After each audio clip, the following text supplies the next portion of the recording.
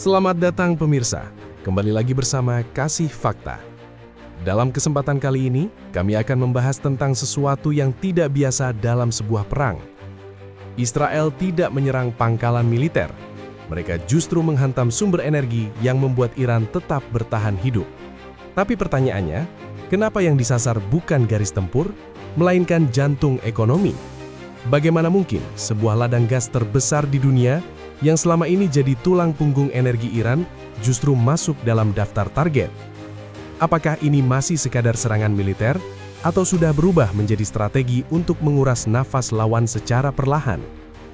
Pada 6 April 2026, serangan ke Azaluyeh membuka satu fakta baru, bahwa yang sedang dipertaruhkan bukan hanya kekuatan tempur, tapi kemampuan sebuah negara untuk terus hidup di tengah tekanan.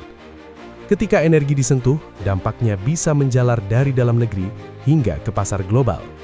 Tapi sebelum lanjut, jangan lupa klik like dan subscribe, supaya kamu gak ketinggalan fakta-fakta menarik lainnya. Karena yang akan kita bahas kali ini, bukan sekadar soal ledakan, tapi perubahan cara perang dijalankan yang bisa mengubah arah konflik secara keseluruhan.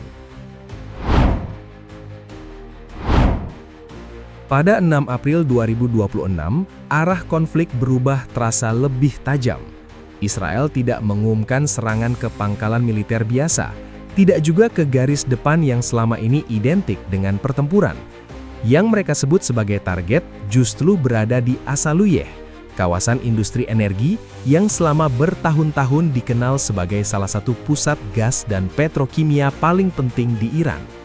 Dari sini saja, pesan strategisnya langsung terasa. Ketika yang disentuh bukan barak, bukan runway, dan bukan depo tempur, maka serangan itu sedang bergerak ke level yang berbeda. Azaluyeh bukan sekedar nama kota industri di pesisir Teluk Persia.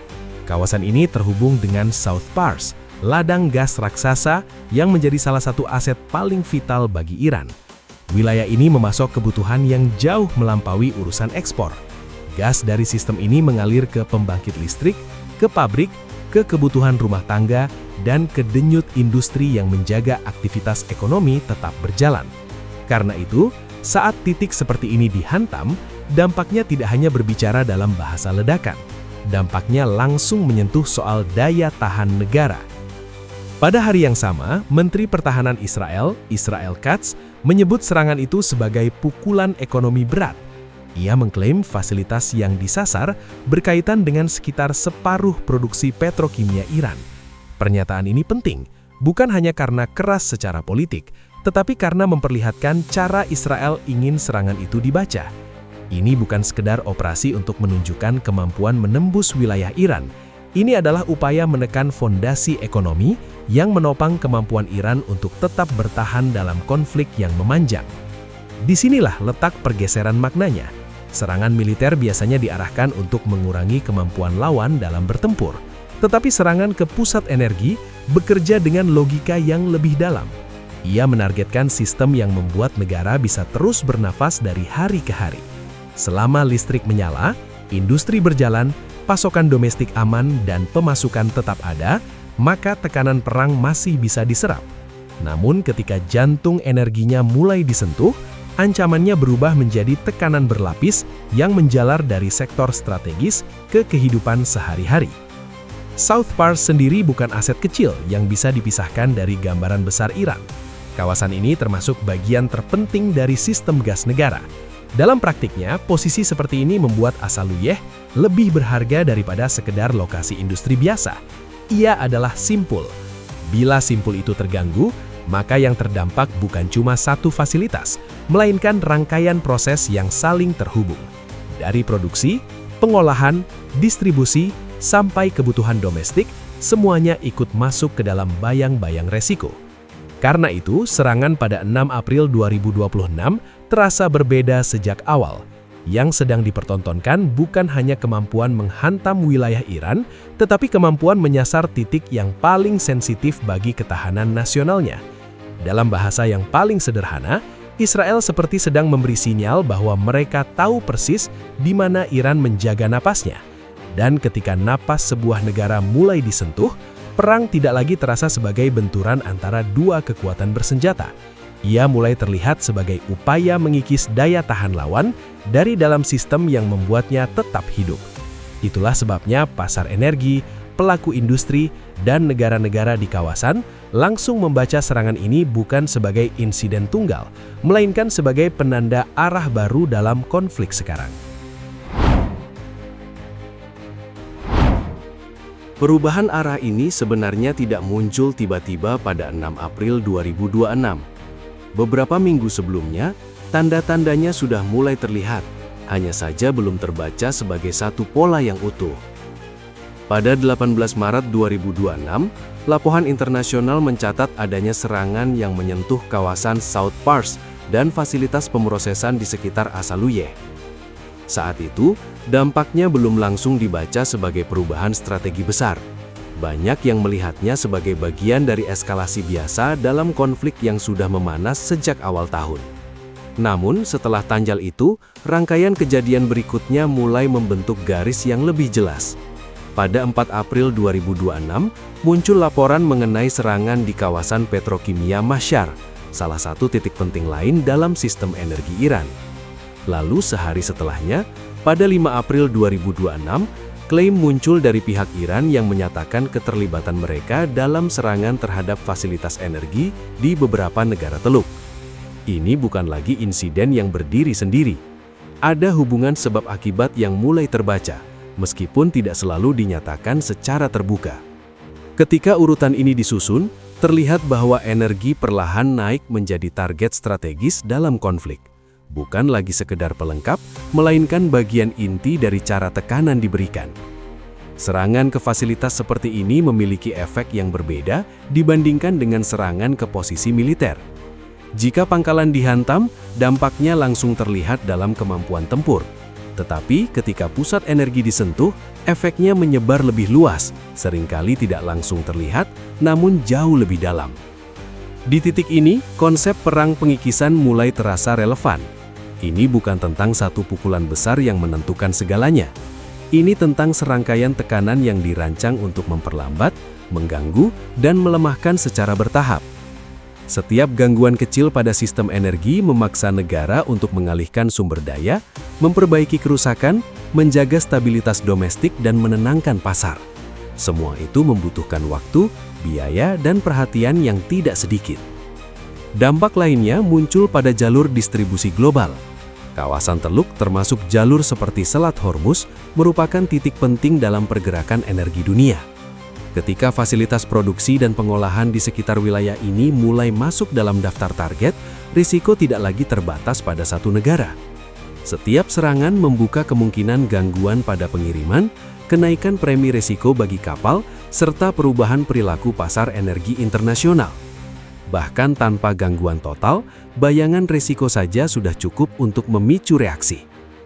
Yang membuat pola ini semakin menarik adalah cara kedua pihak merespons. Setiap serangan tidak hanya dibalas dengan kekuatan militer, tetapi juga dengan pendekatan yang serupa terhadap infrastruktur ekonomi. Ini menunjukkan bahwa konflik mulai bergerak ke arah yang lebih kompleks, di mana tekanan tidak hanya diberikan melalui kekuatan senjata, tetapi juga melalui gangguan terhadap sistem yang menopang kehidupan sehari-hari dan aktivitas ekonomi. Dengan melihat rangkaian kejadian dari 18 Maret hingga 6 April 2026, terlihat bahwa serangan ke Asaluye bukanlah kebetulan. Ia adalah bagian dari arah yang mulai dibentuk secara bertahap. Setiap titik yang disasar memiliki peran dalam sistem yang lebih besar. Dan ketika sistem itu mulai disentuh satu persatu, yang diuji bukan hanya kekuatan bertempur, tetapi kemampuan bertahan dalam tekanan yang terus-menerus dan datang dari berbagai arah. Dampak dari arah baru ini langsung terasa di luar wilayah serangan. Pada 6 April 2026, pasar energi global bereaksi hampir seketika. Harga minyak dunia bergerak naik, mencerminkan kekhawatiran bahwa gangguan terhadap fasilitas energi Iran bisa berkembang menjadi risiko yang lebih luas. Kenaikan ini bukan hanya soal produksi yang mungkin terganggu, tetapi juga soal ketidakpastian yang muncul di salah satu kawasan paling vital bagi suplai energi dunia.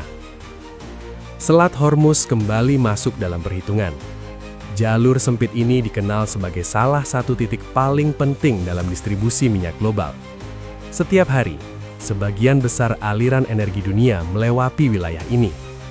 Ketika fasilitas di sekitar teluk mulai menjadi target, perhatian langsung beralih ke kemungkinan gangguan pada jalur tersebut. Bahkan tanpa penutupan atau serangan langsung ke kapal, peningkatan ketegangan saja sudah cukup untuk memicu kekhawatiran pasar, menaikkan biaya pengiriman, dan membuat pelaku industri mengambil langkah lebih hati-hati. Di dalam Iran sendiri, tekanan yang muncul tidak selalu terlihat dalam bentuk kerusakan besar yang langsung melumpuhkan sistem. Pada 6 April 2026, laporan menunjukkan bahwa tidak semua fasilitas utama mengalami kerusakan langsung. Namun, gangguan pada penyedia utilitas seperti listrik tetap memberi efek berantai. Ketika pasokan energi ke unit-unit industri terganggu, aktivitas produksi ikut terdampak. Dalam sistem yang saling terhubung, gangguan kecil di satu titik bisa menjalar ke banyak sektor lain. Inilah yang membuat strategi ini terasa berbeda. Efeknya tidak selalu dramatis dalam satu momen, tetapi konsisten dalam menambah beban dari waktu ke waktu. Setiap gangguan memaksa negara untuk merespon, memperbaiki dan menyesuaikan diri. Sumber daya yang seharusnya digunakan untuk penguatan justru dialihkan untuk menjaga stabilitas. Dalam jangka panjang, tekanan seperti ini bisa menciptakan kelelahan sistemik yang sulit terlihat dari luar, tetapi sangat terasa di dalam. Di sisi lain, pola ini juga membawa risiko yang tidak kecil bagi kawasan. Ketika infrastruktur energi menjadi target, potensi balasan dengan pola serupa ikut meningkat. Pada pertengahan Maret 2026, serangan terhadap fasilitas di Iran diikuti oleh aksi balasan yang menyasar titik-titik energi di negara lain di kawasan teluk. Ini menunjukkan bahwa setiap langkah memiliki konsekuensi yang meluas. Konflik tidak lagi terkurung di dua pihak, tetapi berpotensi menyentuh lebih banyak aktor. Dalam situasi seperti ini, yang diuji bukan hanya kemampuan menyerang atau bertahan secara militer. Yang diuji adalah daya tahan keseluruhan sistem. Seberapa cepat sebuah negara bisa memulihkan fasilitasnya, seberapa stabil pasokan domestiknya tetap terjaga, seberapa kuat ekonominya menyerap tekanan yang datang bertubi-tubi. Semua itu menjadi bagian dari medan yang sama, meskipun tidak terlihat seperti pertempuran konvensional. Serangan ke Asaluyeh pada 6 April 2026 memperlihatkan bahwa konflik ini telah memasuki fase di mana energi menjadi pusat perhatian. Dari titik ini, setiap langkah ke depan akan membawa konsekuensi yang tidak hanya terbatas pada satu wilayah. Tekanan yang diberikan tidak lagi bersifat langsung dan sesaat, tetapi menyebar, berlapis, dan terus menumpuk. Dalam kondisi seperti ini, perang tidak lagi hanya soal siapa yang lebih kuat di satu momen, tetapi siapa yang mampu bertahan lebih lama di bawah tekanan yang terus meningkat dari waktu ke waktu.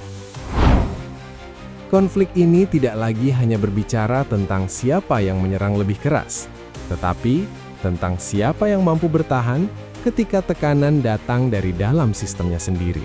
Ketika energi mulai disentuh, yang dipertaruhkan bukan sekedar wilayah, melainkan kemampuan sebuah negara untuk terus hidup di tengah tekanan yang perlahan mengikis. Jangan lupa subscribe ke channel Kasih Fakta dan aktifkan lonceng notifikasi, supaya kamu tidak ketinggalan fakta-fakta menarik lainnya.